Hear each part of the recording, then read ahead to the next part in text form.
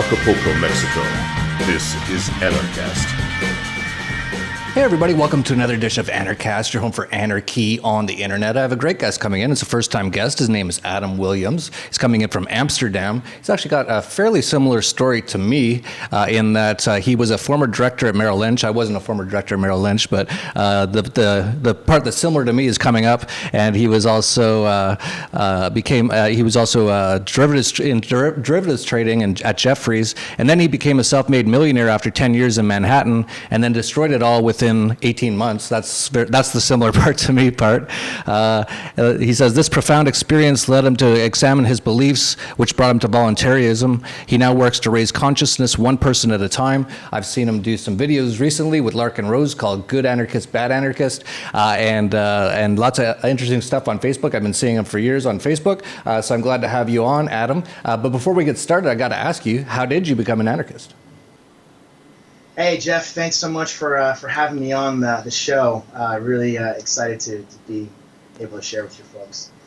I became an anarchist through a long process. I grew up all over the country, went to high school and college in Texas. When I was 17, I had 17 addresses. My dad moved us all over the country with his job in the corporate world. And I got kind of used to being the new kid, being the other kid, and that experience of being in so many different places growing up just made me really curious about people and how the world works. So went to Wall Street after undergrad and was there for a long time and was just focused on achievement. That was what my whole world was about growing up, was the external and the achievement and travel and money and ego and all that stuff. And that's what I was really focused on, and that's what I did. And when my world changed in 2011, as you mentioned, that's really when I started the process of looking at what was going on. Things had changed in my product so quickly, and everything I had built over years was gone, and it really made me just get really curious about the experience and why did this happen.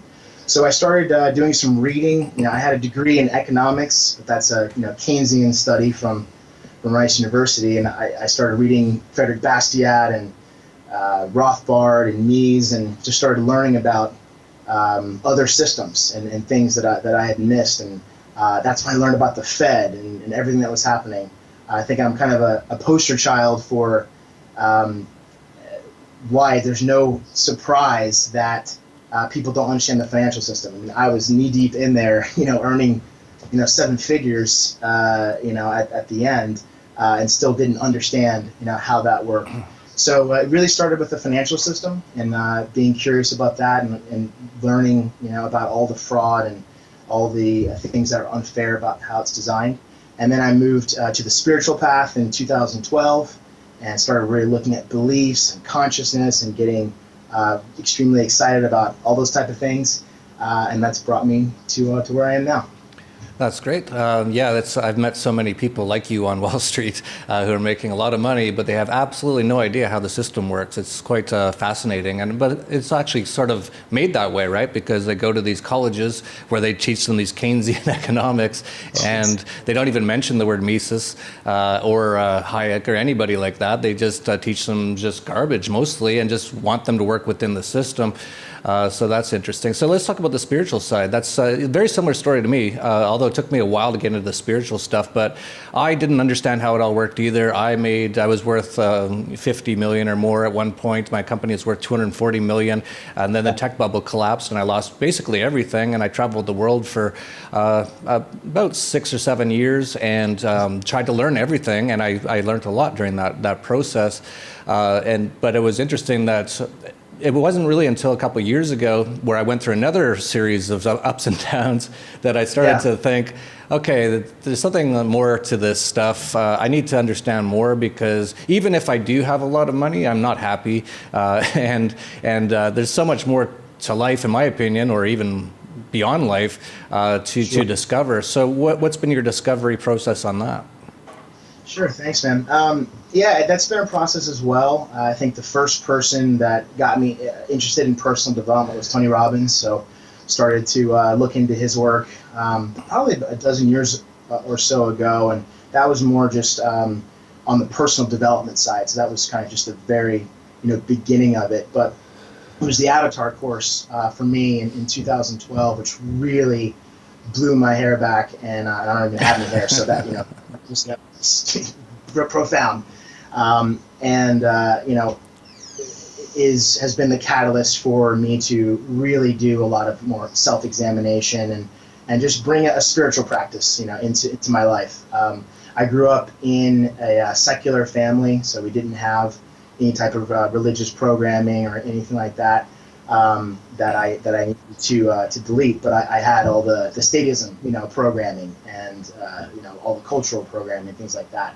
So really, it was just going to courses, reading books, having experiences. We talk on course about word lessons, world lessons. And a lot of people, they just read stuff, or they see things on videos, but they don't go and actually have experiences, right? And that's what's so critical is going to have experiences, really examine things, not be afraid to be vulnerable, and to realize that you don't know everything. So that's been kind of how that's proceeded. Yeah, most people don't know anything. And, I'm not saying I know everything at all. I definitely don't. But it's amazing how most people just haven't even thought about any of this sort of stuff. They're just doing, like you said, what you used to be doing, which was just, work, eat, obey, consume. Yeah.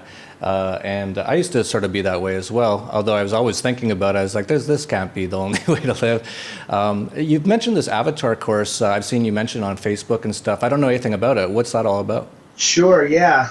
Well, I've actually mentioned you about it as well. One of my goals that I had from a year or so ago is I wanted to have you and Larkin Rose and Mark Passio all on a course at the same time. So I told Mark Passio this at Free Your Mind conference, and he said, if Larkin Rose is there, I'll be there. So I gotta work on Larkin.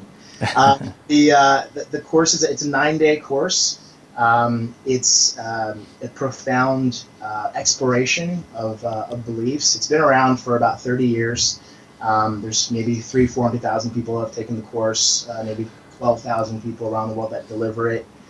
There's one large course every year in Florida. I've been to the last 4 years. That's the advanced course, and it's just all about raising consciousness, one person at a time. So it takes you through a process where you have a lot of care and empathy and compassion for your journey, and it's really just a guided tour where you can learn some new skills, some experiential tools to be able to create and discreate beliefs. So it's a really amazing technology, and just a great network of people. And one of the things I'm interested in, or one of the things I'm participating in, among other projects. Yeah, that's interesting. And you've been doing Good Anarchist, Bad Anarchist with Larkin Rose. So has your this Avatar thing sort of helped you with your ideas on anarchy and things like that? 100%, yeah. I mean, the idea between the good and bad with Larkin and I is that, as we have our guests, we've had 2 guests so far. We spoke with a police officer, a live duty police officer, the first episode, and we spoke with Hunter Thompson on immigration, the last episode, which was great. I'm working on a U.S. congressman for my next one. I don't know if I'll be able to get him on. I went to the same town for high school as a friend of mine, so I'm trying to get him on the show next so we can talk to him. And so the good bad is kind of Larkin's philosophy is obviously very in your face and abrasive, and he's obviously amazing at showing people the inconsistencies in their belief system. And then my good anarchist is kind of the appreciation, the compassion, trying to appreciate status, and versus kind of being more confrontational. And that Avatar course has been really amazing for me in terms of, I used to have problems getting angry back in the day, before my spiritual journey. I had, all different behavioral issues, and as we all do. And it's really helped me to get all those under control and just allow me to appreciate life more easily. Did you say you had problems getting angry, or you you had problems with anger? I had problems with anger. Yeah. Oh, okay. Because I actually have a problem getting angry. It's some weird thing. We all have our own things to deal with, and that's the more that I've just started. It's self-help, self-development.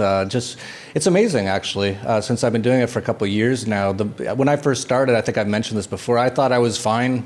Everything's okay. Like, I don't have any major issues. You look at other people around, and you're like, oh, I'm nowhere near as bad as that guy, or nowhere near as bad as that guy. But the more you look into it, you got tons of stuff, and a lot of it's in your subconscious, and the more you delve into it, the more you discover, like, holy cow, I am kind of really screwed up. It's, I'm got all this stuff I'm doing and thinking that isn't really consistent, as you pointed out with Lark and Rose, not to do with Anarchy or anything, but just in my day-to-day life. And why am I doing that? Oh, and then you look into it and you delve into it, and it's quite the journey. It's really the profound process, and it's I believe the game we came here to play. And the fact that more people are doing that is very exciting.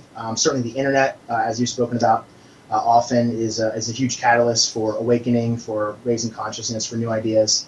However, the challenge on the other side is that, as you, I'm sure, see and observe all the time, the police state, the propaganda, just look at the election. Look at what the media was able to do to the American people, in terms of dividing them through the election.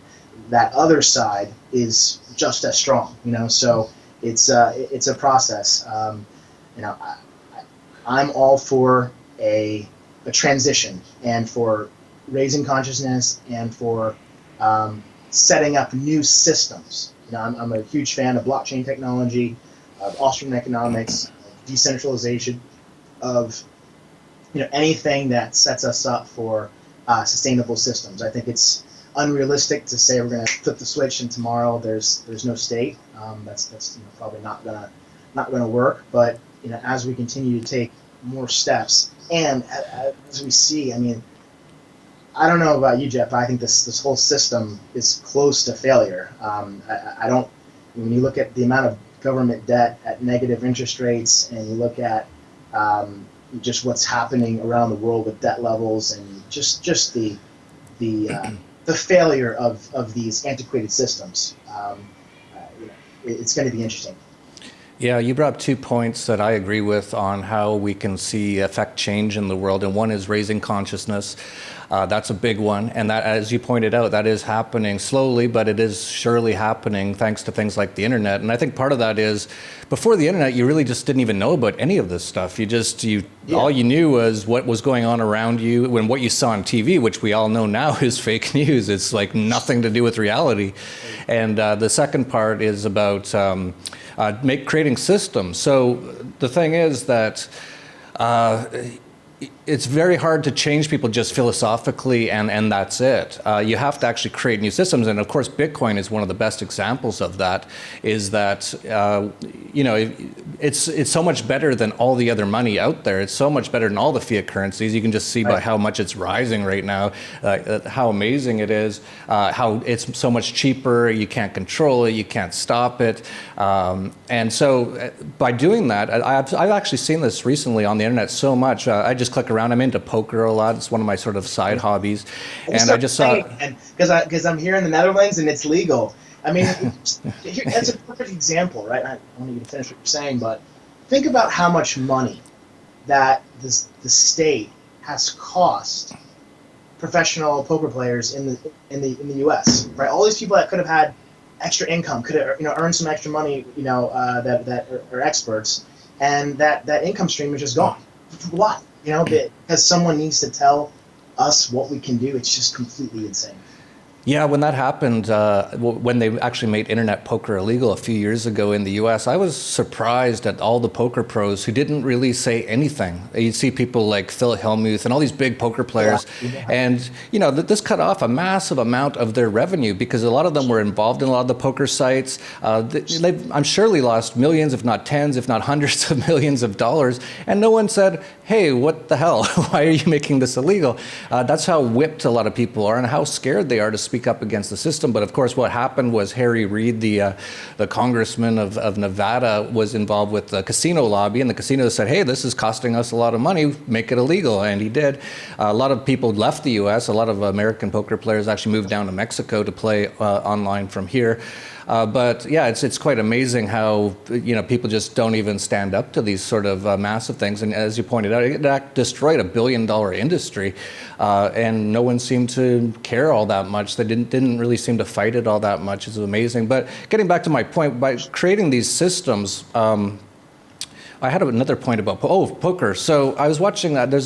I watch a number of poker video casts. That's my sort of hobby. At night when I'm done, I like to play a little internet poker, and while I'm doing it, I watch some videos about poker. One of them is just called The Poker Guys. I enjoy their analysis on poker, and they've been just talking about Bitcoin a lot lately. They're like, "You guys got to get onto Bitcoin. You can transfer money in like 10 seconds around the world. It costs nothing." And these are guys who normally would not even care about Bitcoin, right? So I'm starting to see Bitcoin seep into all. People are starting to realize, and I think that's why the price is rising now. People are starting to realize the value of Bitcoin. So that's just one example of creating a system that just makes it so you don't have to force people. You have to go in and tell them all about anarchy and why statism is bad or anything. Just create a new system that's better than the old system, and everyone will, over time, switch to it. Exactly. I mean, we have two examples. We have the internet and we have Bitcoin.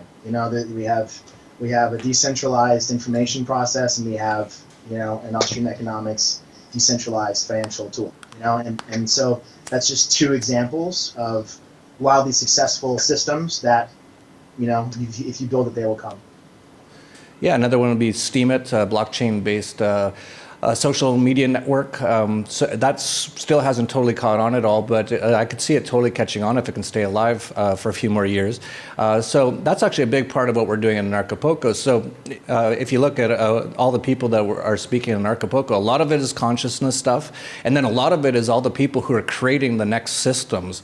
And that's sort of the theme of the whole thing is evacuate the state, brave the future, create new systems that make the old systems obsolete. So it's actually kind of, you haven't been here before, Adam, but when you come in February of 2017, you'll see you've got all these sort of like hippie types who are really amazing, and I love all that kind of hippie stuff.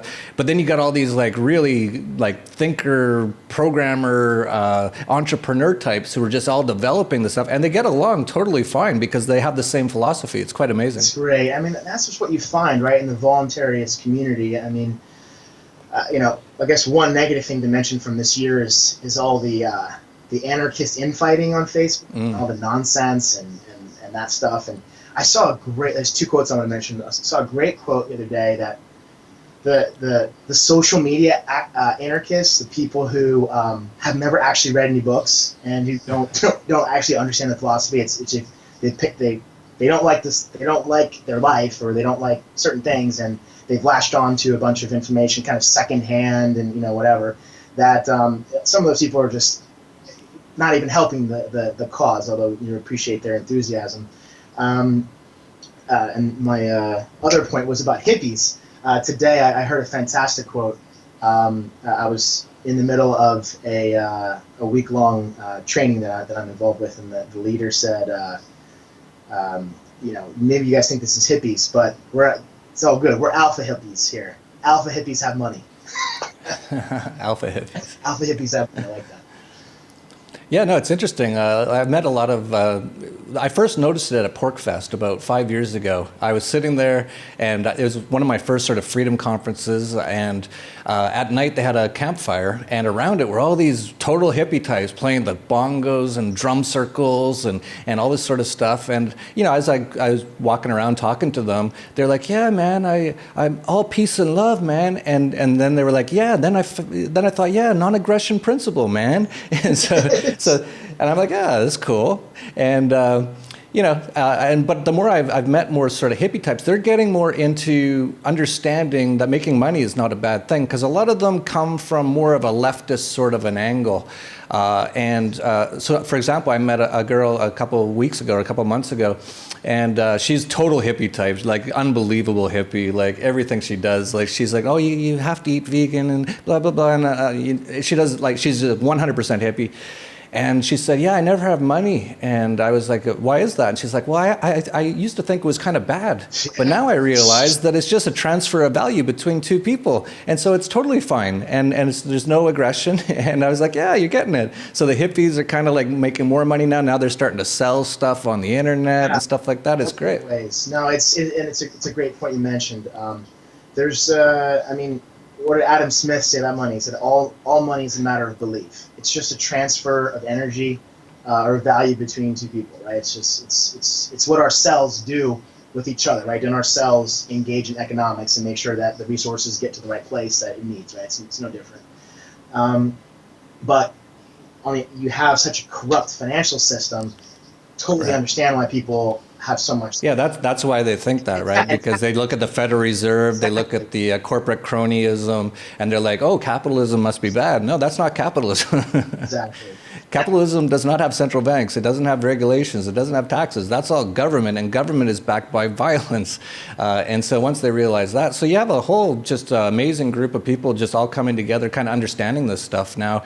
And you'll see when you're in Anarchapulco, you're going to be speaking at Anarchapulco, that all these people are just doing amazing stuff. It's really something quite amazing to be around. Yeah, I think, obviously we're all concerned about those black swan type of events, right? What happens if Italy leaves the EU and the euro, collapses, or this or that. And those risks are, of course, always going to be out there. And I definitely spent and I think wasted, a bit of time being concerned or worried about some of this stuff. But the realization I've come to is that the most important thing is just to, at first, understand the philosophy internally and get as much internal clarity and consistency as you can to live the philosophy, take action. And that's where a lot of people they're not taking action. They're not taking action to become self-sufficient, to learn a new skill, to offset the impact of technological unemployment, whatever the risks are. It's just to care for your own person, your own tribe, and your own community, and strengthen that, and then the change happens from there. Yeah, absolutely. One of the changes you've made in your life is you've left the U.S. You're currently in the Netherlands. A lot of people are interested in that. A lot of people want to get out of the U.S. What's your take on what life has been like in the Netherlands? Sure. Yeah, it's been great. I've really enjoyed it here. I've been fortunate to be a world traveler for my whole life. I've been going overseas since I was a small child, and I've been coming to Europe for almost 25 years. This is my fourth country to live in, actually, first world country, and this is my 34th country to visit. So I did use all those Wall Street millions for one good purpose, was to travel, and no one can take that away from me. So travel is, as I say, the one expense that makes you richer. So moving to the Netherlands has been great. Lovely people here. I mean, back to our topic of consciousness. The Netherlands is the highest consciousness society, multicultural society in the first world. It's the highest vibration. It's like the least violent. It's got the most personal freedom. Everything you want to do here, that's reasonable, is allowed. For the most part. Obviously, there's still taxes and there's European Union stuff, although we'll see if they're even still going to be in the European Union after the elections next year.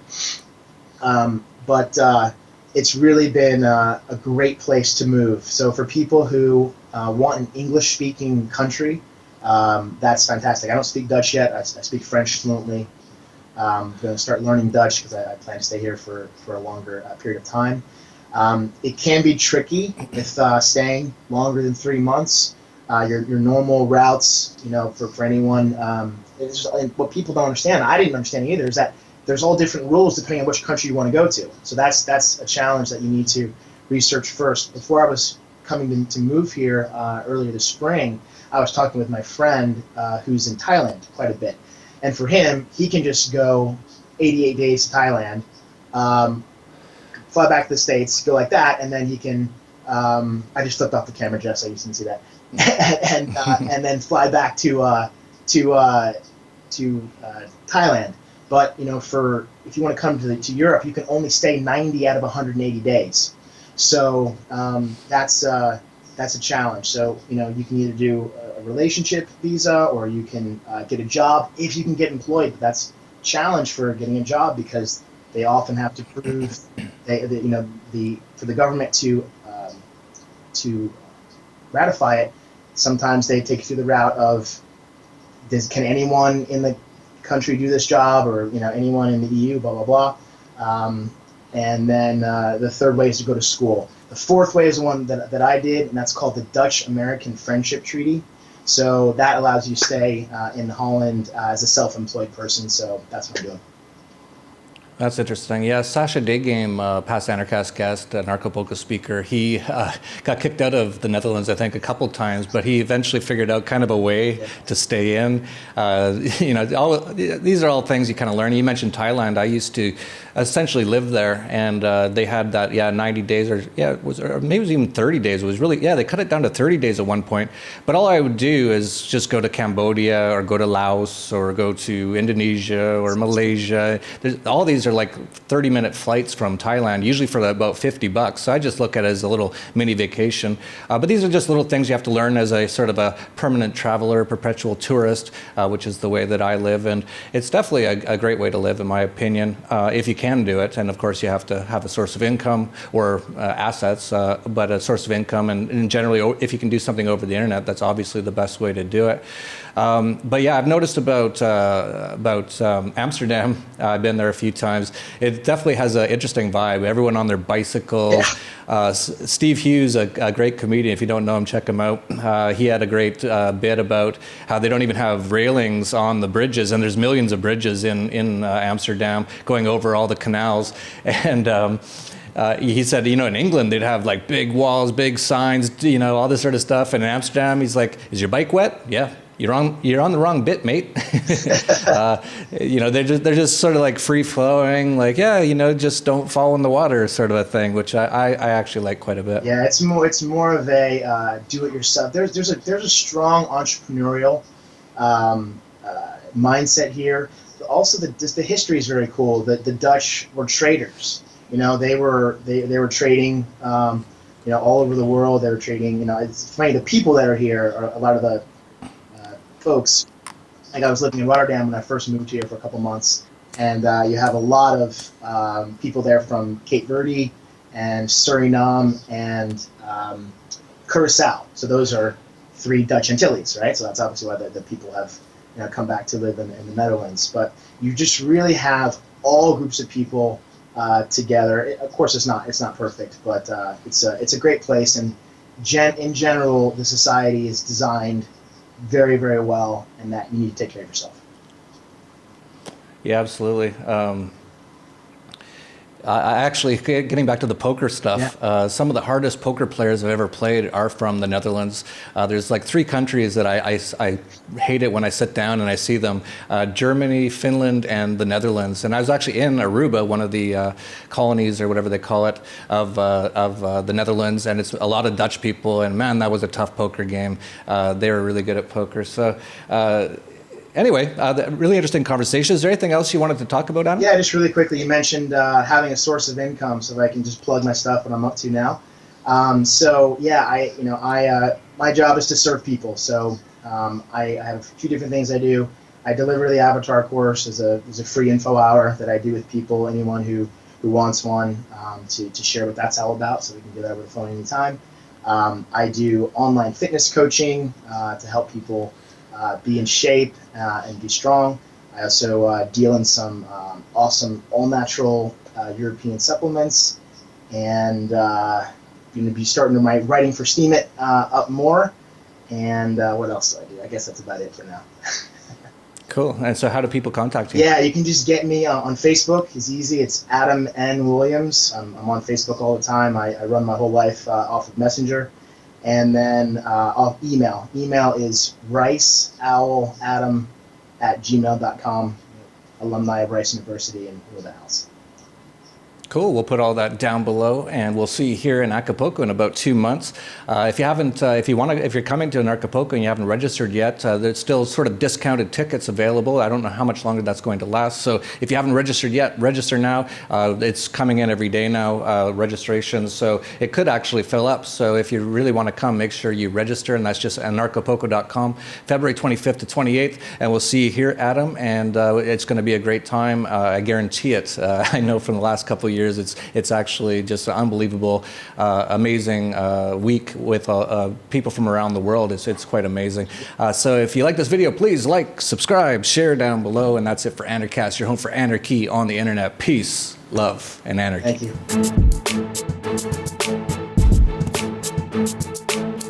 What would you say to people that are on the fence about coming here next year? I would say that you absolutely have to come. You only live life once, and you better come because you'll live to regret it if you don't. Get rid of that limiting belief. Be free. You won't regret it. You'll have like a really an amazing memory, and it will be awesome. A lot of people thought about it and were on the fence, and then when they see some of the footage later and they hear some of the stories, they start thinking, my God, why didn't I go to that? Why the hell not? It's amazing. It's beautiful here. Come on down. If you've been here once, you would never not come back. So I think if someone's never been and they're thinking of coming, to them I'd say, get your ass over here or you're going to be sorry. But if you've been here already, I'll see you here next year.